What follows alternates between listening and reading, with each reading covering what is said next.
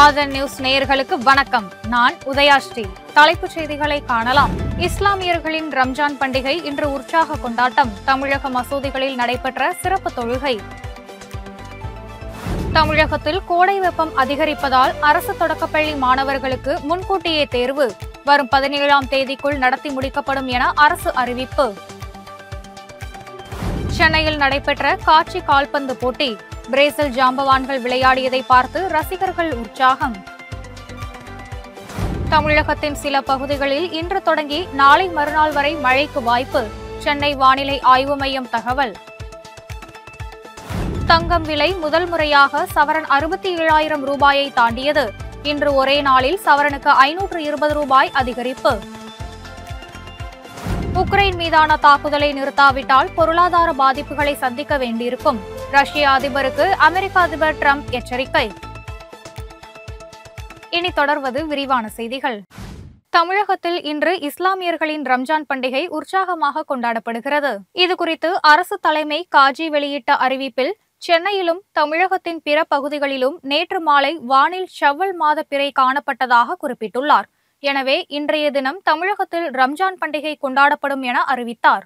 அதன்படி தமிழகம் முழுவதும் மசூதிகளில் இஸ்லாமியர்கள் இன்று காலை முதலே ஆயிரக்கணக்கில் திரண்டு ரம்ஜான் வழிபாட்டில் ஈடுபட்டனர். ஒருவருக்கொருவர் வாழ்த்துக்களை பரிமாறி தங்கள் மகிழ்ச்சியை வெளிப்படுத்தினார்கள். ரம்ஜான் பண்டிகை இன்று கொண்டாடப்படுவதையொட்டி குடியரசுத் தலைவர் திரௌபதி முர்மு, பிரதமர் மோடி ஆகியோர் வாழ்த்துக்களை தெரிவித்துள்ளனர். இது தொடர்பாக குடியரசுத் தலைவர் மாளிகை வெளியிட்டுள்ள செய்திக்குறிப்பில், இந்த பண்டிகை சகோதரத்துவம், ஒத்துழைப்பு மற்றும் இரக்க உணர்வை வலுப்படுத்துகிறது என தெரிவிக்கப்பட்டுள்ளது. இந்த புனிதமான நாளில் இந்தியாவிலும் வெளிநாடுகளிலும் வசிக்கும் இஸ்லாமிய சகோதர சகோதரிகளுக்கு தனது நல்வாழ்த்துக்கள் என்று அதில் தெரிவிக்கப்பட்டுள்ளது. இதேபோல் பிரதமர் நரேந்திர மோடியும் ரம்ஜான் பண்டிகையையொட்டி இஸ்லாமிய மக்களுக்கு தனது வாழ்த்துக்களை தெரிவித்துள்ளார். கன்னியாகுமரி மாவட்டத்தில் ரம்ஜான் பண்டிகை இன்று உற்சாகமாக கொண்டாடப்படுகிறது. வானில் பிறை தென்படுவதன் அடிப்படையில் ஒரு தரப்பினர் நேற்று அங்கு ரம்ஜானை கொண்டாடிய நிலையில் பெரும்பாலானோர் இன்று இப்பண்டிகை கொண்டாடி வருகிறார்கள்.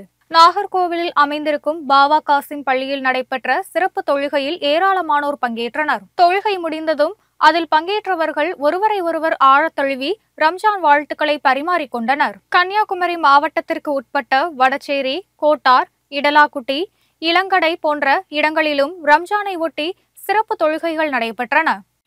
தமிழகத்தில் கோடை வெப்பம் நாளுக்கு நாள் அதிகரித்து வருவதால் 1 முதல் 5ஆம் வகுப்பு வரையிலான அரசு பள்ளி மாணவர்களுக்கு தேர்வுகளை முன்கூட்டியே முடிக்கும் வகையில் திருத்தப்பட்ட தேர்வு அட்டவணை வெளியிடப்பட்டிருக்கிறது. தமிழகத்தில் ஏற்கனவே +2 மற்றும் +1 பொதுத் தேர்வுகள் நடந்து முடிந்திருக்கும் நிலையில் தற்போது 10ஆம் வகுப்பு தேர்வு நடைபெற்று வருகிறது. 1 முதல் 5ஆம் வகுப்பு வரை பயிலும் மாணவர்களுக்கு ஏப்ரல் 21ஆம் தேதி வரை தேர்வு நடைபெறும் என ஏற்கனவே அறிவிக்கப்பட்டிருந்த நிலையில் தற்போது ஏப்ரல் மாதம் 7ஆம் தேதி முதல் 17ஆம் தேதி வரை நடத்தி முடிக்கப்படும் என பள்ளிக் கல்வித்துறை தெரிவித்துள்ளது. ராணிப்பேட்டை மாவட்டம் முத்துக்கடை பகுதியில் தமிழ்நாடு இயல் இசை நாடக மன்றம் மற்றும் கலை பயன்பாட்டு இயக்கம் சார்பில் தமிழர்களின் கிராமிய கலை நிகழ்ச்சி நடைபெற்றது. இதில் தமிழர்களின் பாரம்பரிய கலைகளை போற்றும் விதமாகவும் நலிந்த பாரம்பரிய கலையை மீட்டெடுக்கும் முயற்சியாகவும் பறையாட்டம், கரகாட்டம், நயாண்டி மேளம், தப்பாட்டம், சிலம்பாட்டம் போன்ற விதவிதமான தமிழர்களின் பாரம்பரிய கலைகள் அரங்கேற்றம் செய்யப்பட்டன. அப்போது சிலம்பாட்ட பயிற்சியாளர்களான தமிழ்ச்செல்வி மற்றும் கலைச்செல்வி ஆகிய சகோதரிகள் ஆண்களுக்கு நிகராக செய்து காண்பித்த சிலம்பாட்டம் பார்வையாளர்களை பரவசத்தில் ஆழ்த்தியது. திருவாரூர் தியாகராஜ கோவில் பங்குனி உத்திர திருவிழாவை ஒட்டி வரும் 7ஆம் தேதி அங்கு உள்ளூர் விடுமுறை அறிவிக்கப்பட்டுள்ளது. புகழ்பெற்ற தியாகராஜர் கோவில் பங்குனி உத்திர திருவிழாவின் முக்கிய நிகழ்வான ஆடி தேரோட்டம் வரும் 7ஆம் தேதி நடைபெற உள்ளது. இதை கருத்தில் கொண்டு அன்றைய தினம் திருவாரூர் மாவட்டத்திற்கு மட்டும் உள்ளூர் விடுமுறை அறிவித்து மாவட்ட ஆட்சியர் உத்தரவிட்டுள்ளார். மேலும் அன்றைய தினம் நடைபெறுவதாக இருந்த குறைதீர்க்கும் நாள் கூட்டம் ஏப்ரல் 8ஆம் தேதிக்கு தள்ளி வைக்கப்பட்டுள்ளது. மலையாள திரையுலகில் அண்மையில் வெளியான எம்புரான் திரைப்படம் சர்ச்சையை ஏற்படுத்தி இருப்பதால் அது குறித்து படத்தின் கதாநாயகன் மோகன்லால் வருத்தம் தெரிவித்திருக்கிறார். சர்ச்சைக்குரிய காட்சிகள் நீக்கப்படும் என்றும் உறுதியளித்துள்ளார். மற்றொரு பிரபல நடிகரான பிருத்விராஜ் இயக்கத்தில் உருவான இந்த திரைப்படம் கடந்த 27ஆம் தேதி வெளியானது. இதில் வகுப்புவாதம் தொடர்பான காட்சி அமைப்புகள் இடம்பெற்று இருப்பதால் வலதுசாரி அமைப்புகள் இப்படம் குறித்த கடுமையான விமர்சனத்தை முன்வைத்திருக்கின்றன. அதன் காரணமாகவே எம்புரான் திரைப்படம் சர்ச்சைக்கு உள்ளாகி இருக்கிறது. உக்ரைனுக்கு எதிரான போரை நிறுத்தாவிட்டால் ரஷ்யா மிக கடுமையான பொருளாதார பாதிப்புகளை சந்திக்க நேரிடும் என்று அமெரிக்க அதிபர் டிரம்ப் எச்சரித்துள்ளார். ரஷ்யா மற்றும் உக்ரைன் இடையே 3 ஆண்டுகளை கடந்து தொடர்ந்து போர் நடைபெற்று வருகிறது. இந்த போரில் பொதுமக்கள், வீரர்கள் என இரு தரப்பிலும் பல்லாயிரக்கணக்கானோர் பலியாகியுள்ளனர். இதனை முடிவுக்கு கொண்டுவர அமெரிக்கா முயற்சி மேற்கொண்டுள்ளது. இதற்கு ஒத்துழைக்காவிட்டால் கூடுதல் வரி விதிப்பை எதிர்கொள்ள நேரிடும் என ரஷ்ய அதிபர் புதினுக்கு அமெரிக்க அதிபர் டிரம்ப் எச்சரிக்கை விடுத்துள்ளார். சென்னையில் பிரேசில் ஜாம்பவான்கள் கலந்து கொண்ட கால்பந்து காட்சி போட்டி நடைபெற்றது. நட்சத்திர வீரரான ரொனால்டோ தலைமையிலான பிரேசில் லெஜெண்ட்ஸ் அணியும், இந்திய அணி முன்னாள் கேப்டன் விஜயன் தலைமையிலான இந்தியா ஆல் ஸ்டார்ஸ் அணியும் இதில் விளையாடின. நேரு உள் விளையாட்டு அரங்கில் நடைபெற்ற இந்த போட்டியை துணை முதலமைச்சர் உதயநிதி தொடங்கி வைத்தார். இதில் 2002 கால்பந்து உலக கோப்பையை வென்ற பிரேசில் அணி வீரர்கள் கலந்து கொண்டு பார்வையாளர்களை மகிழ்வித்தனர். விளையாட்டு ரசிகர்கள், தமிழக விளையாட்டு பிரபலங்கள் உள்ளிட்ட பலரும் இந்த போட்டியை கண்டு களித்தனர். விறுவிறுப்பான ஆட்டத்தின் முடிவில் 2-1 என்ற கோல் கணக்கில் பிரேசில் லெஜெண்ட்ஸ் அணி வெற்றி பெற்றது. ஆபரண தங்கம் விலை முதல் முறையாக சவரனுக்கு 67,000 ரூபாயை தாண்டியிருக்கிறது.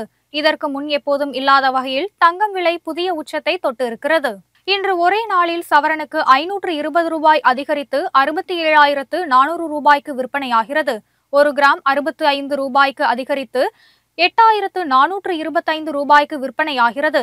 கடந்த ஒரு வாரத்தில் மட்டும் தங்கம் விலை சவரனுக்கு 15,000 ரூபாய்க்கும் அதிகமாக உயர்ந்திருப்பது நடுத்தர மக்கள் மத்தியில் அதிர்ச்சியை ஏற்படுத்தியுள்ளது. தமிழகத்தின் சில பகுதிகளில் இன்றும் நாளையும் மழைக்கு வாய்ப்பு இருப்பதாக சென்னை வானிலை ஆய்வு மையம் தெரிவித்துள்ளது.